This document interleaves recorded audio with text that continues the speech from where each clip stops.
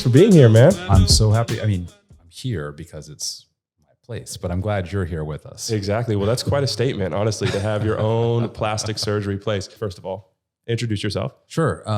Again, thank you so much for the opportunity. My name is Steve Williams. I am a board certified plastic surgeon. I practice here in Northern California. We do reconstructive and cosmetic plastic surgery. I am the vice president of the American Society of Plastic Surgeons and soon to be president. Wow. That's quite the order there. Yeah. Yeah. That's amazing. So how long have you owned or, when did you acquire this practice? Yeah. So, we've been in practice for almost 17 years now. Wow. I started as a plastic surgeon for Kaiser Permanente actually, and I started a section of plastic surgery for them out east, and then I started a section of microsurgery for them in Walnut Creek, and then I decided I wanted to do my own thing so we could have more freedom to take care of patients.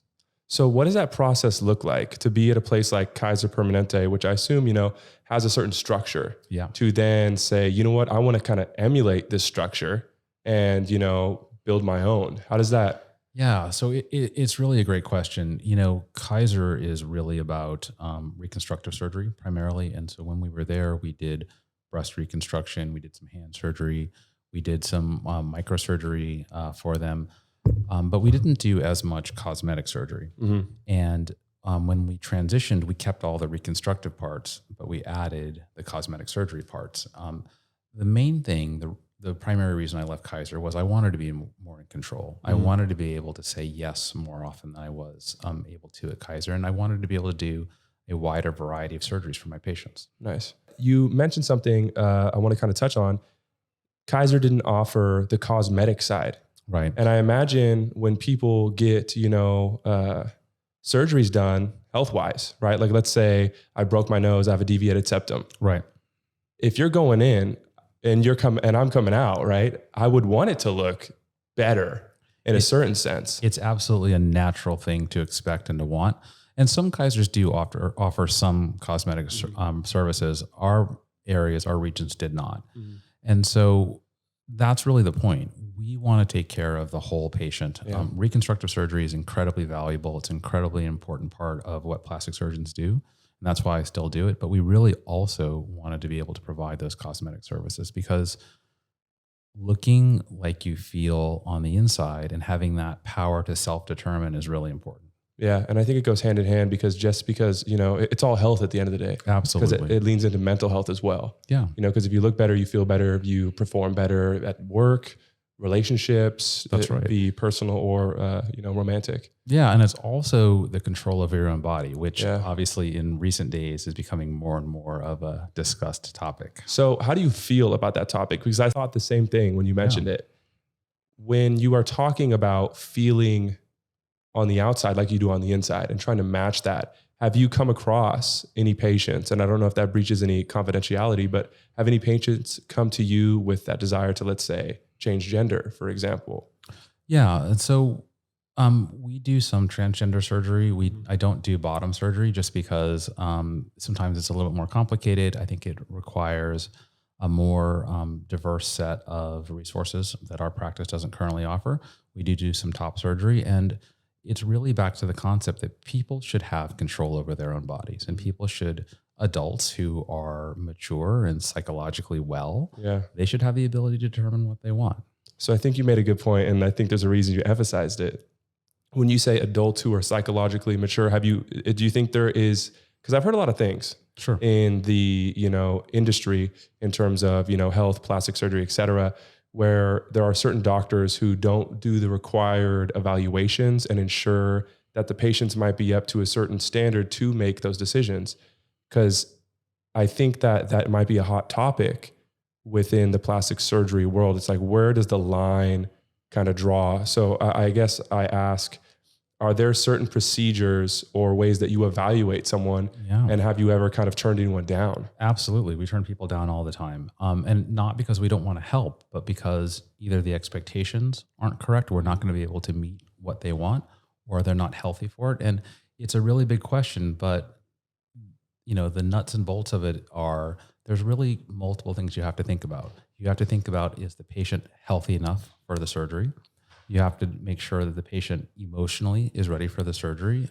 And you also in some ways have to think about whether they're socially ready for the surgery. What I mean by that is if things are crazy at work or things are crazy at home, maybe it's not the right time to have surgery. Maybe you're physically fit and you're mentally well, but you don't have that social part. It really is all those things that really make for a successful procedure so patients are happy, so patients are safe. And I think that plastic surgeons, board certified plastic surgeons, do a really, really good job of assessing all of those things. And, that's part of our training. I do think that the general public sometimes is a little bit confused about who is really a plastic surgeon. And so, the concept is there's a lot of advertising for cosmetic surgeons. It's not really the same thing. And part of the reason that someone who's maybe trained in emergency medicine or in primary care or a general surgeon will say, well, I'm a cosmetic surgeon is in a way they're kind of trying to trick people.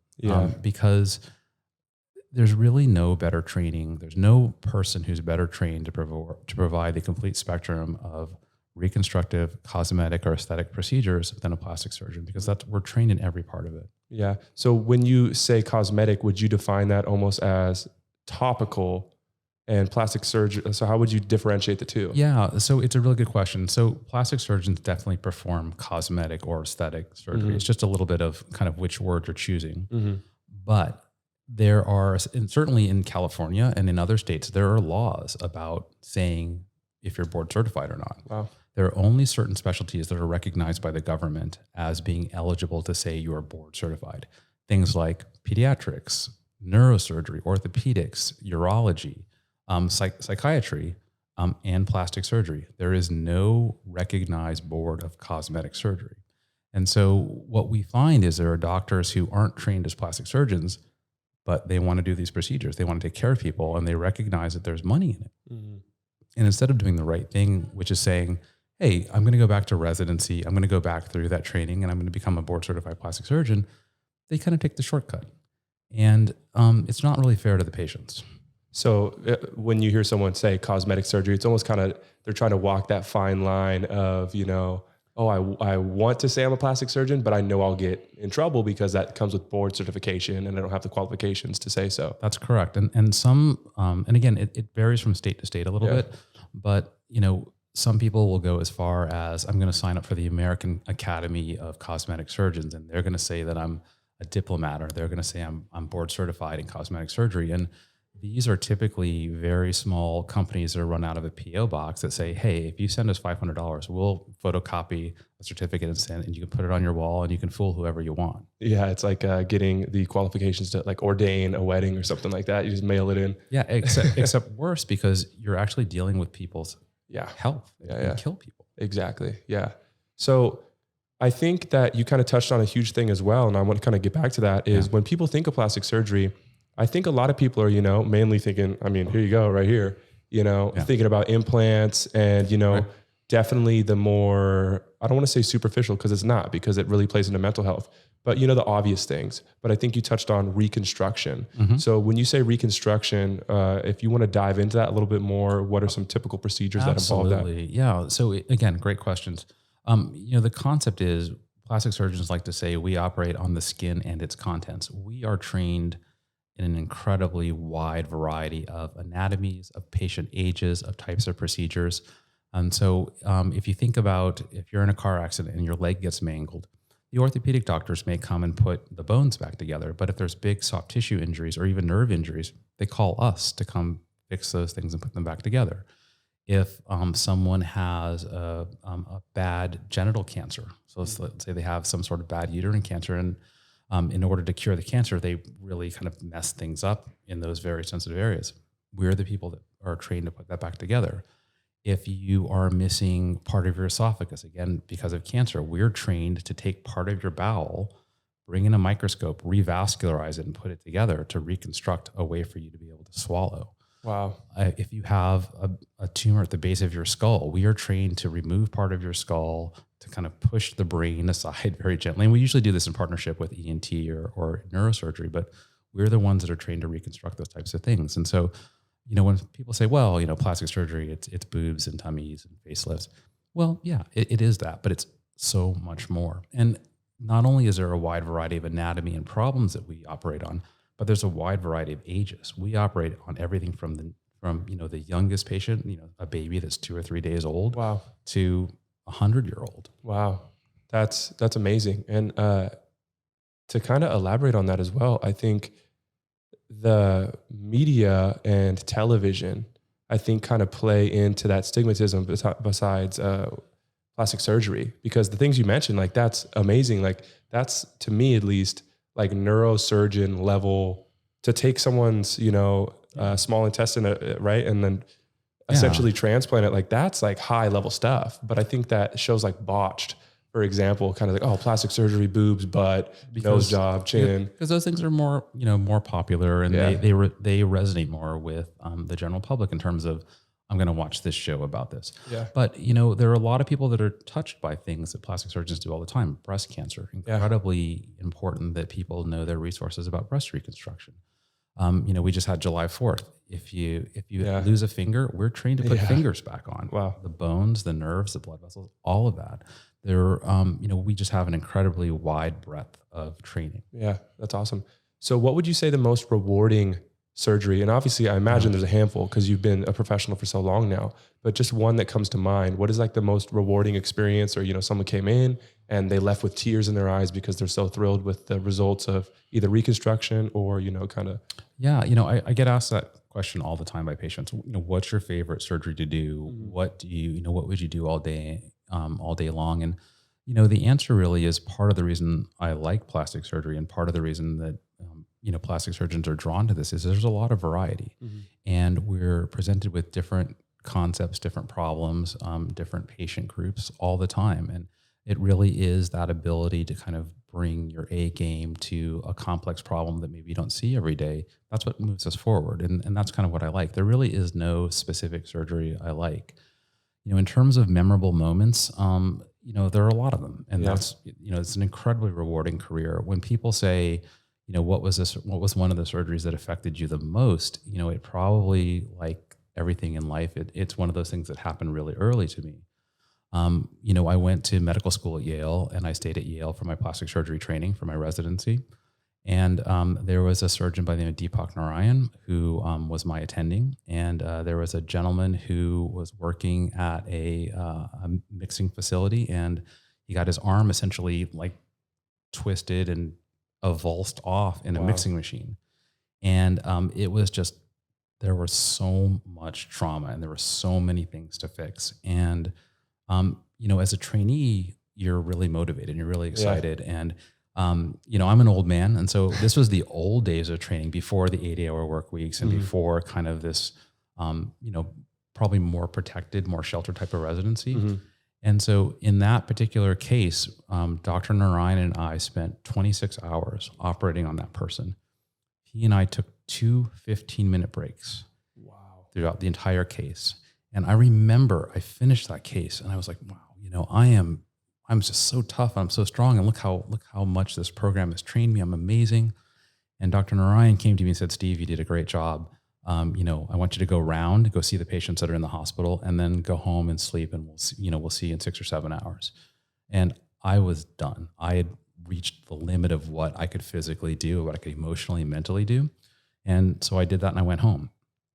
I came back that morning. I found that Dr. Narayan had not only gone to clinic after that case, but then had gotten called in and operated that night again. Wow. And it was just one of those moments where I realized that no matter how much I thought I had grown, the people who were training me were just at such a different level, and that's where they expected me to be. And so it was just one of those things where, and Dr. Narayan, he actually just passed away a few years ago, which is really sad, but he told me, about 6 months before he passed, that patient still sends him Christmas cards every year because we saved his arm. And so, and Yale still kind of talks about that case because that was kind of a crazy case, and it was unusual for people to work that hard and that long. And not saying that other surgeons don't work hard and long, but it was just a particular, like 26 hours and you took 2 15-minute breaks. It was just a little bit unusual.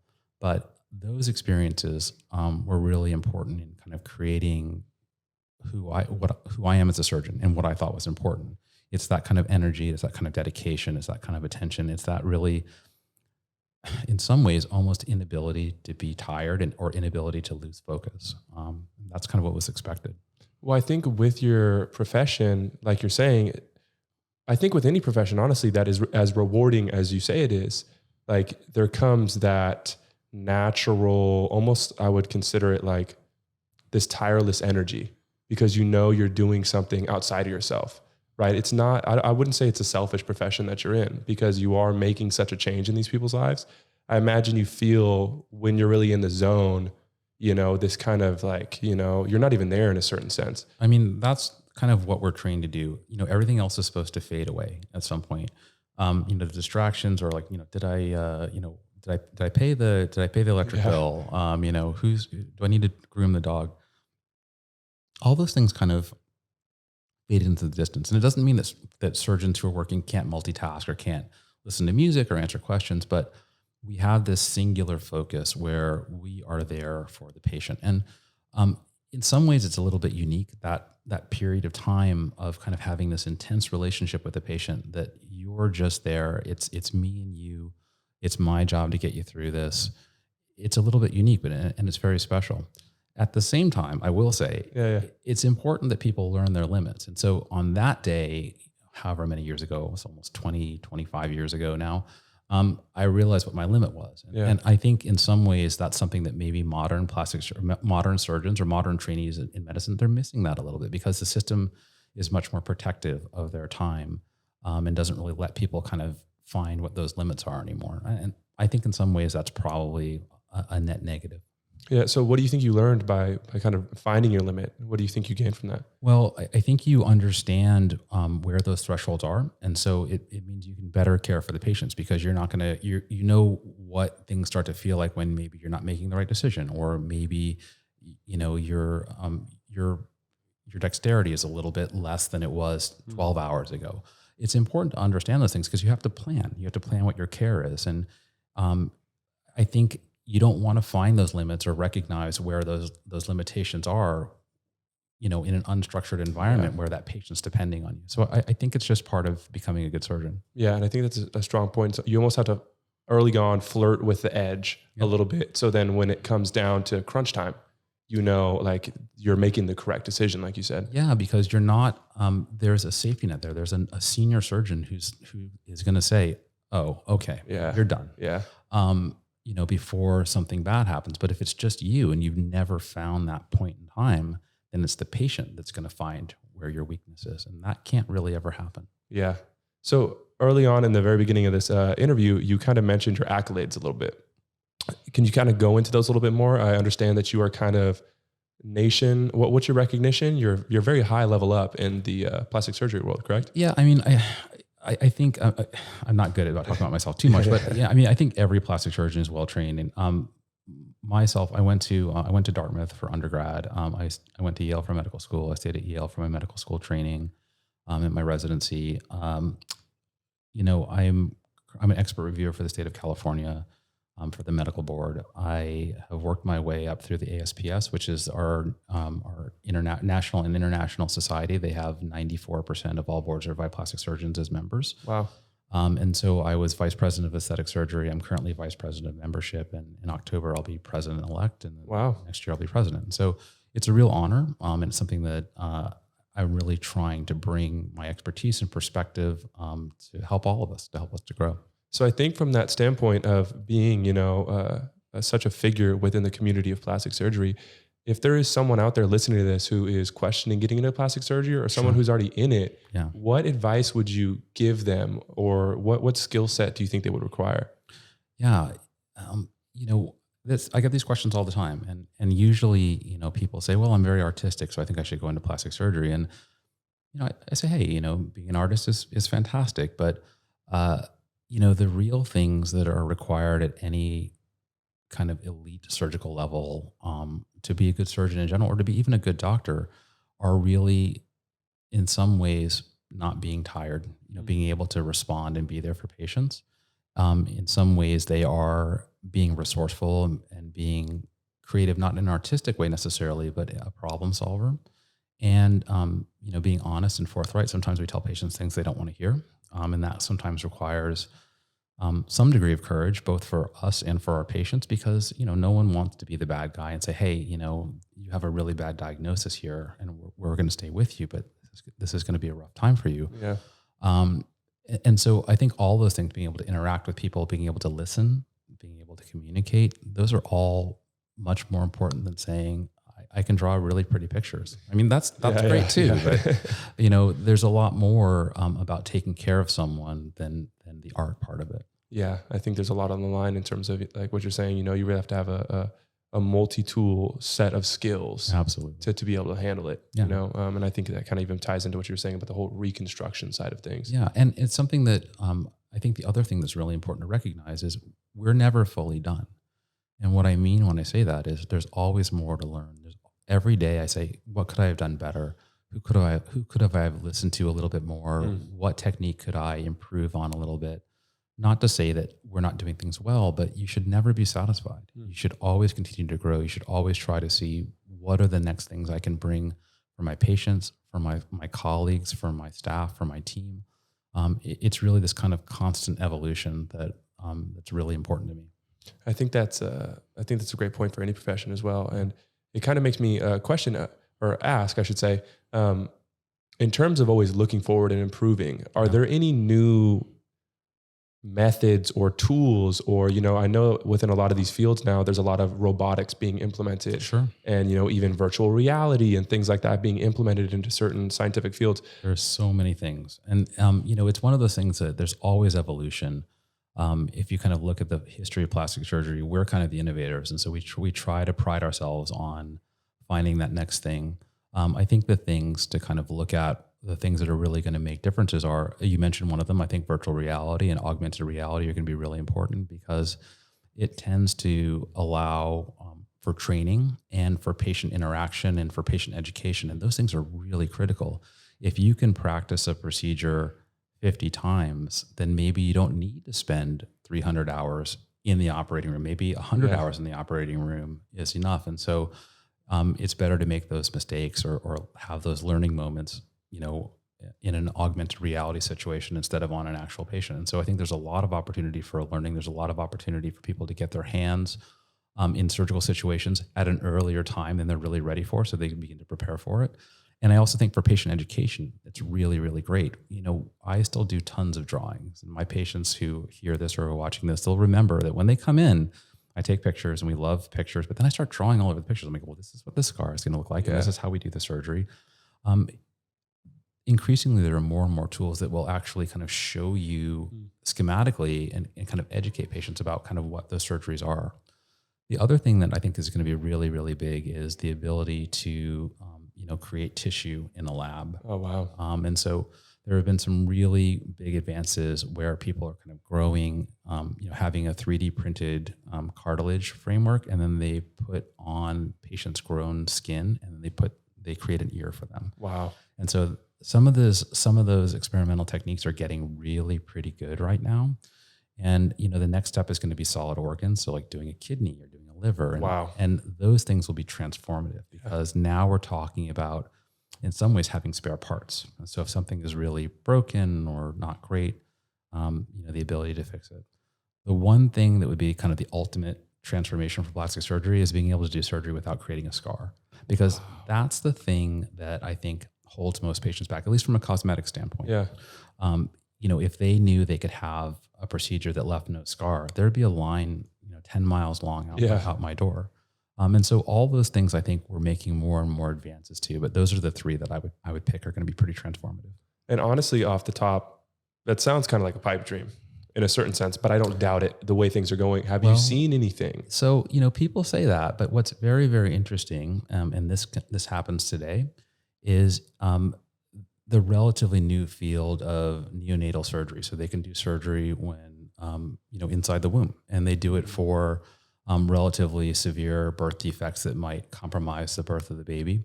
When those babies come out, even though they've had surgery, they don't have scars. Wow. And we don't really understand why. But if it can happen there, at some point, science should be able to figure out what those factors are. Wow. Because my first thought was like, well, how are you going to get in under the skin? But if they're doing it and then it's either automatically healing or whatever the process is. It has something to do probably with the state of the baby's cells, but it probably has something to do also with that state of being in utero. Yeah. And so it's not clear what that relationship is, but it's clear that the body has more secrets than we understand. Yeah. Yet. And I think that's probably a really exciting part for you, is to like kind of keep, stumbling upon those. Yeah, of course. That's why you get up in the morning. Yeah, exactly. Well, in terms of, and I have to ask this question. Sure. What is the most ridiculous, and I don't want to say ridiculous because I don't want to insult anybody, but what is the most outlandish request you've had? Yeah. And so I get this question a lot too. Yeah. And, first and foremost, I think everyone has the right to, again, own their body and to make their body what it will, what they want it to be. In terms of what's kind of safe and kind of what's common and how we know, what operations we know how to successfully manage patients through and successfully manage complications. This probably is kind of a little bit outside of that. I had someone who wanted me to make them a tail once, and no, and again, nothing negative about wanting a tail. I think that's absolutely fine, and you could do it. It probably wouldn't wag, but you could kind of lift up some skin and kind of fold it on itself, and I told that person no, but you could do it, and I don't shame that person for wanting it. I just wasn't the right person to do it for. Exactly. Well, do you think that there are they might fall under the cosmetic surgeon category, but do you think there are other surgeons who would happily do something like that? Or have you heard of that? Probably. I mean, probably there are people who would try things. I think the challenge is when you begin to get outside of kind of the more core people who are trained to do those things, if those people are saying no, and you're kind of going to the people who maybe aren't as trained as well, or who are like, well, I'm going to do it because I need the money. Typically you have worse complications. And it tends to not go as, in a positive direction. So in terms of complications, obviously breast augmentation or breast implants is very popular, but I've heard that there's certain surgeries that you still hear about, but aren't technically legal in the States. So the concept of something being legal or not legal, everything's legal. So the state's very careful, the government's very careful about not necessarily dictating what surgeons can or can't do. They're much more general, and they ascribe that doctors need to follow what the standard of care is. And so Brazilian butt lifts, which is liposuction, taking fat out of one place and putting it in another, in this case, the buttocks and the hips to enhance it, it got a little bit of a bad reputation. And the reason why is because it was a relatively new technique. The issue was plastic surgeons weren't understanding that if you're putting some of that fat in the wrong place, if it gets into the muscle, there are very big blood vessels there. And what would happen is that fat would get into the blood vessels and it would go into the heart and into the lungs, and then people would die. Wow. And so once people began to understand that, all of those issues went away. And so now it's an operation that's safer than a tummy tuck. And so if you look at the data about mortality or serious complications, tummy tuck is probably still one of the more dangerous operations that we perform for cosmetic operations. Wow. And that, I think, really reflects, not that people should be afraid about surgery, because I think tummy tucks are still very safe. But we do a lot of Brazilian butt lifts. We do a lot of tummy tucks. The point is, science continues to advance, and plastic surgeons drive safety. It's the first thing we think about. And fortunately, I've never had anything horrible happen from those procedures, but it's something because we pay a lot of attention to it. And it doesn't mean that it can't, but it means that it's our job to provide the best care that we can to our patients. And that means continuing education. That means making sure that our facilities are adequate and the people we work with are well trained, and that our patients are ready for the surgery. And I think you probably even would also say that the missed or botched surgeries were probably done by non-professional people early on as well. Well, so again, I really try not to, because I'm not there, I'm not judging the individual cases. A lot of the cases were based in Florida. A lot of the deaths that you still hear about are actually international, Dominican Republic, or places like that, because I think in some ways, the patients are less educated by some of those doctors, and maybe the doctors don't have exactly, again, not all of them. There are fantastic doctors that are in the DR or in those areas who are doing these procedures, but there are definitely some that maybe don't take safety quite as critically. And that's one of the things we always tell patients. There are great plastic surgeons all over the U.S. If you live in the U.S., traveling abroad for plastic surgery, it may have some risks that you may not have here in the U.S. Yeah. Well, I think that the main reason people probably travel abroad is for prices, right? I think that's trying true. to kind of save money. So, I mean, and I think that's with anything. If you're kind of trying to cut costs, there's an added risk that comes with it. Yeah. And in some ways, it's not fair to the patients, because I do think that sometimes when they go to other people, those risks are minimized. Yeah, 100%. Yeah. So in terms of breast augmentation or breast implants, how safe would you say that is? I know you mentioned obviously tummy tuck isn't necessarily unsafe, but compared to Brazilian butt lift, it's slightly more risky. Yeah, I think it depends on, what category of complication you're talking about, right? And so, if we have a patient who we perform a procedure on and they have pain 3 months after, we consider that a complication. Is that a serious complication? Most of the time, a little bit of postoperative pain is a little bit longer than we expect isn't a serious complication, but it's our job to still take it seriously and still try to think about why it happened and how we can help that particular patient. And so if you're saying which procedure has more complications, it kind of depends on which complication you're talking about. And so breast augmentations are also a very safe operation. It's been done for a very, very long time. It's still one of the most common operations that's performed in the United States, but it has its own set of complications. Scar tissue that forms around the implant, where the implants can get firm or change shape, implant rupture or leakage. Those things are all risks that obviously you don't have with a tummy tuck. And so those risks are more common in that particular surgery. That makes sense. So in terms of any unexpected complications, right? Obviously with plastic surgery, there's kind of expected complications. Is there any kind of unexpected consequences that you've experienced that you never would have thought by being a plastic surgeon? Yeah, that's a good question. I've actually never been asked that question before in that particular way. I think, the point about being well-trained is we want to understand the most common complications. We want to understand the things that our patients may have to deal with. We want to anticipate them.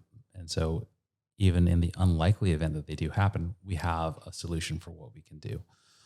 So for example, if someone has a little infection, we know, maybe we need to put some antibiotics, put that patient on antibiotics, or maybe we need to take them back to the operating room. We have a game plan, because being surprised is not a great situation. Yeah. I think all of us have definitely been in situations where you've been operating and you find something that's unexpected. And sometimes those things that we find that are unexpected are very common and also kind of well within the pathway of things we do. And an example of that is we're doing a tummy tuck and we find a hernia. Happens all the time, and we're trained to recognize that hernia and fix it while we're there. I think that an unexpected complication or an unexpected finding, it usually has to do with another surgeon's been there before, and I'm like, oh, what were they thinking? Yeah. When I come in there, but fortunately, I haven't found a ton of complications I've been surprised by. Every once in a while, if we're doing a case where we're sending pathology, every once in a while I'm surprised by the pathology that comes back. We think it's something that's benign, then it turns out not to be benign. But that's one of the reasons why we try to be very conscientious and in some ways very aggressive about making sure we send a lot of that tissue, because most of it's going to be false negatives, but every once in a while you get a positive. And those patients that you find that are positives, you may be saving their life. Wow.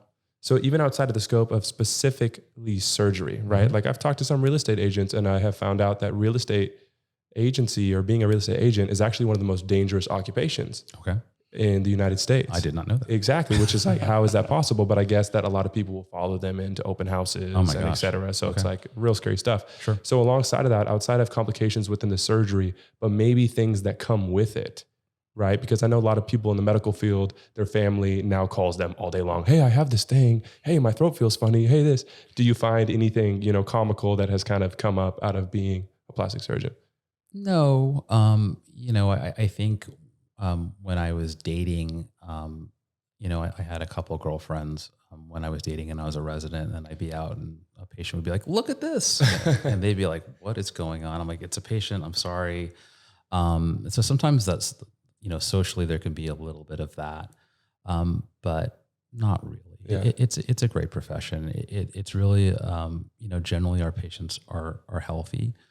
Generally the things that we're able to help them with, whether it's cosmetic or reconstructive, are life-changing. And, for the most part, people really do well. And it's a real blessing that I'm able to help people. I mean, every day that I come to work, work's not always easy, but I can't imagine being any other kind of doctor. Well, hey, man, it was a pleasure talking to you. I think we kind of hit a lot of points. Is there any other things that you either want to, call out to, anything coming up that you want people to be aware of, or anything you want to plug? Yeah, no, always go to a board certified plastic surgeon. I think that's just a safety thing. If you are a plastic surgeon, American Society of Plastic Surgery is a great organization to be a part of. I think they have tons of resources, both for patients and for plastic surgeons. And if you're thinking about being a plastic surgeon, I encourage people to reach out to me on social media or by email. I really try to be supportive. If you're a patient and you have questions or things seem odd, you can follow us online, and we try to answer questions as much as we can, and you can kind of follow some of our patient journeys. And so, we're on Instagram and on YouTube.